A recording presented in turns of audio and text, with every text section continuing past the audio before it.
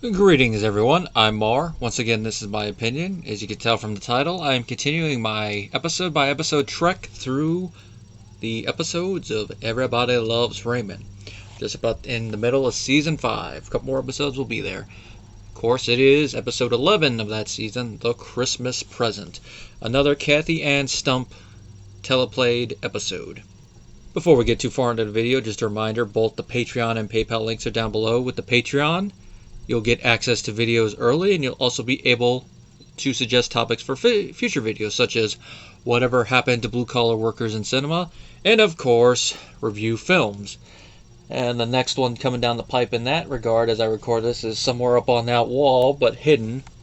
And it should be a fun little revisit, especially since it's going to be an anniversary. If you just want to do one-off support or a one-off request, the PayPal link is down there. Now, episode 11, The Christmas Present. This has been an episode I have always loved, and watching it again, it's one I still do enjoy. Just watching it as an adult, especially having watched the rest of the show before this in sequence, it's like, oh my god. Ray.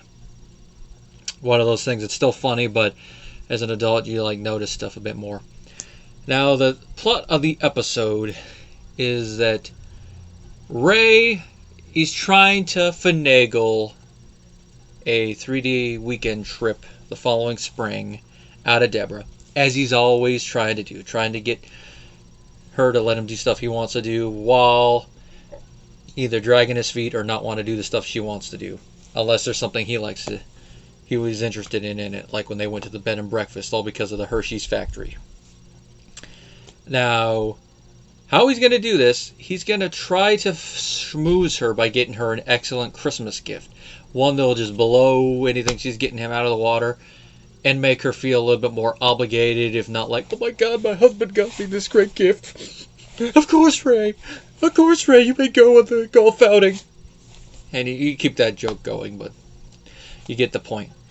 Now, the episode begins with Robert showing up, and Debra is wrapping a tie, and she says it's for Ray. Now, first time watching this episode was back when I was watching these episodes in syndication, so I did not have a lot of the context for the episodes before this or the episodes after this.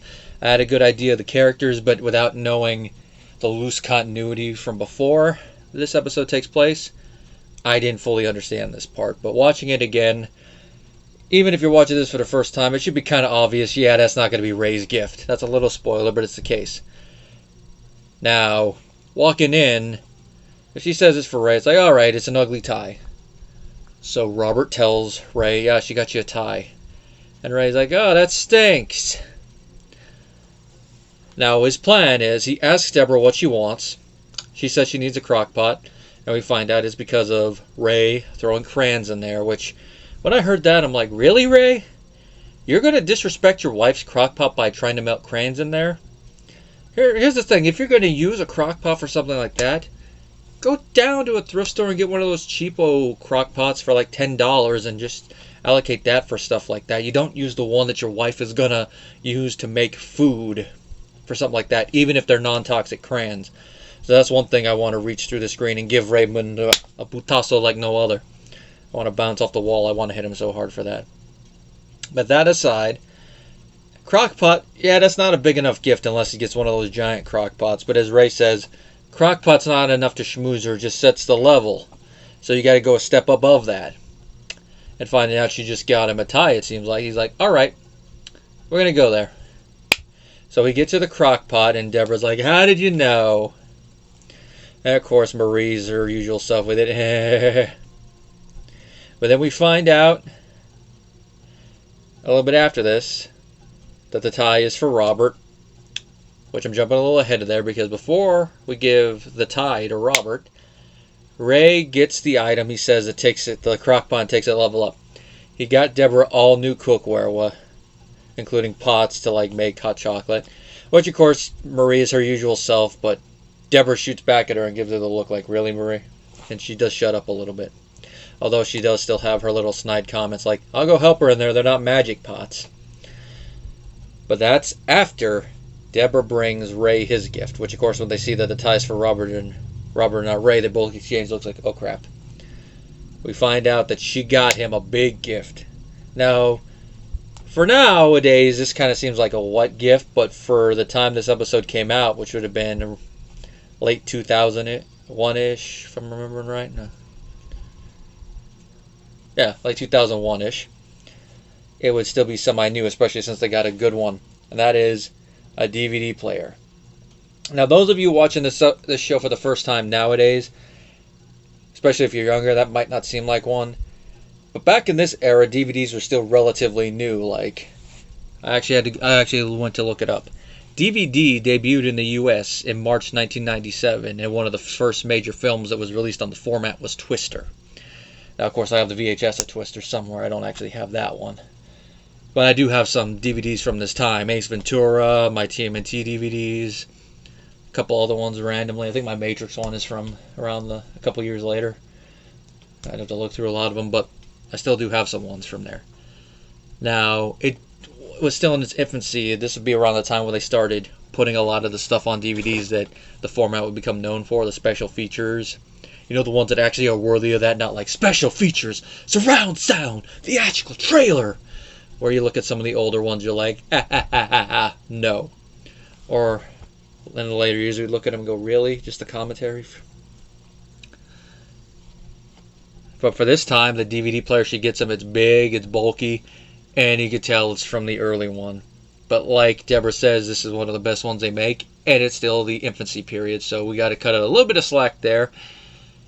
But it's nice to have that lock there as a little time capsule for when this episode was produced. And it's nice, especially if you're a cinephile like me, seeing it like, oh my god, how stuff has gone. Like, for instance, I got some stuff on top of it, but for instance, that right there is my HD Blu-ray player. Look how small it is. And then you compare it, as I put this camera back, to how big the DVD players in this episode. You see how technology has gone. It's just like a lot of the TVs. When I was still a little ute, the TVs were thick. Like the big screen ones are super thick. Now look at them. They're about as thin as the one I got there or the one over there, where it's not super thick. That just happened when in my teenage years to my early adulthood. So it shows as technology advances, stuff gets smaller. Like, another thing, when early 90s cell phones were big, look how they are now. Getting a little off topic. Now, once Debra goes to make hot chocolate, they're sitting in there like, oh, great, she got him a DVD player. You gave me faulty information. She cut us off. I'm not good for this. And, of course, Ray, with a little prodding from Frank, once he pointed out, they start thinking, like, wait a minute. She got me a DVD player. Why would she get me that? Is she trying to schmooze us? What's she want? Now, Ray, he goes and talks with Debra.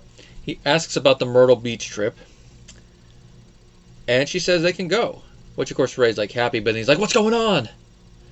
And Debra is like, nothing's going on. I just wanted to get you a DVD player. And then before Ray can go away, Debra catches on like, wait a minute, did you give me those pots so you could go play golf? And he tries to throw it off, but even Ray Charles, when he was alive, could see that Ray was trying to deflect. And of course, Marie's in there making brownies, and she'd already put nuts in there at Raymond's request. So I like this little touch when she hears that Ray was trying to bribe his wife into going to play golf. She starts pulling the walnuts out of the brownies. But then, of course, she puts it back in once Debra asks to talk with Ray in private, because this is a husband-wife thing, which is reasonable. But, of course, Marie, being her usual petty self, just wanted to overhear the conversation. She puts it in and leaves. As you find out at the end of this little fight, she was still on the other side listening, which is one of those things like, really? Really, Marie? You wouldn't want them listening to a conversation you and Frank have like this that's supposed to be between a husband and wife, so don't go do that. And again, that's Marie. That's how she always is and how she always will be. It is what it is, it looks like. Now, the two keep having a conversation back and forth about, bribery, the items. And Ray does bring up a good point.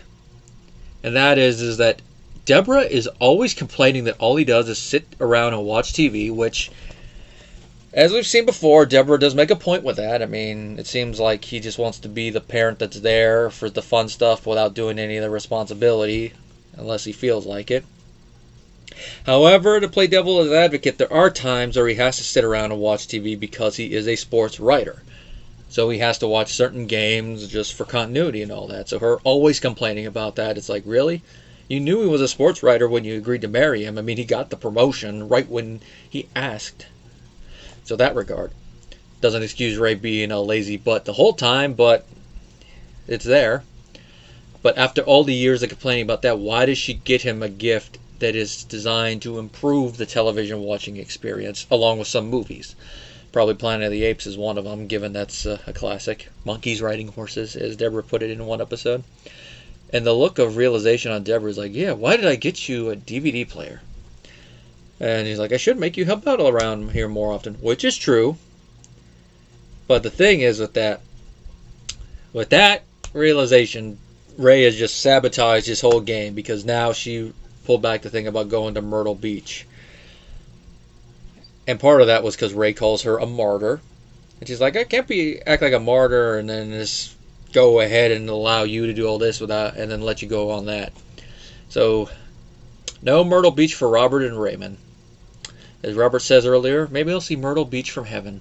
Who knows, maybe they ended up going on it anyway, but they never confirm or deny it. I don't remember any other episodes mentioning it, unless it's like season 9, but I think I've mentioned a couple times in this review series, I really haven't watched a lot of season 9 repeatedly. I mean, there's like a couple episodes that I remember from that one because of how long it's been. Now, that's because for some reason I just wasn't watching that one when it was debuting. I don't know why. I mean, I watched season 8 when it was coming out, but for some reason I didn't get around to watch season 9. I don't know, but we'll talk about that in a while, because let's see, we're about a couple months, we'll be hitting season 6. So beginning of next year we'll be in season 7, so year and a half-ish, depending on it, because there might be some weeks where I put 2 of these episodes up again. It's going to depend on how I do, because I'm going to want to try to at least get 2 to 3 of these recorded in a week from now on, so it's not like a week where I don't have one to re-upload. I hate having that, especially for convention weekends. It's annoying when I don't have one, and then I gotta feel like I gotta rush through it or put up the message and say it. So look forward to that. I'll try to get them done that. But if there's like a change in appearance between how I look in these and how I look in the movie reviews, that'll be why. Now, despite how Frank feels, he does give the episode a touching ending during the epilogue, where he gives Marie a little box and says Merry Christmas. And it's his actual Christmas gift for her. He got her some earrings. So it does show, as we've seen multiple times, that Frank does care about his family. He loves Marie. He loves his sons. He just doesn't show it all the time. He's selective in how he shows it. But he does show it. I have a feeling from how we've heard about his dad and how we'll hear more about his dad in the future that Albert Barone would not have done this. But of course, they have to end the touching moment with a joke where he says, just tell them you didn't get those from me. Which, of course, that could be Frank's attempt at sarcasm, just the way that Peter Boyle plays it. It sounds serious, but it is still a little touching moment to end, and you got to end it on a gag. All in all, Christmas Present is another fun Christmas episode. Nice little dynamic between Ray and Debra continuing. Some of it, though, if it happened in real life, you could go, domestic violence, why the hell are these two still together? But in the whole sitcom dynamic, it's funny. But of course, it's one of those things you take it and just flip the type of show it is. It goes from comedy to tragedy like that.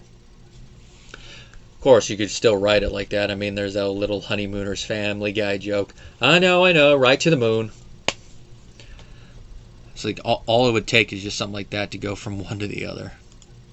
Not really much else to say about this other than this is definitely going to end up on the VHS list that I'm going to make at the very end of this review series. Definitely is one for this season you should not skip.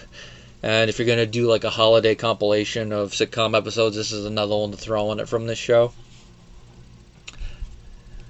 Let's see, next episode, that's going to be a very interesting one from a relationship standpoint. It's funny, we go from one to another, back-to-back ones. But this is one that's going to touch on the whole subject of when only one partner in a relationship works, how do you handle the money matters when it comes to who's making large financial decisions?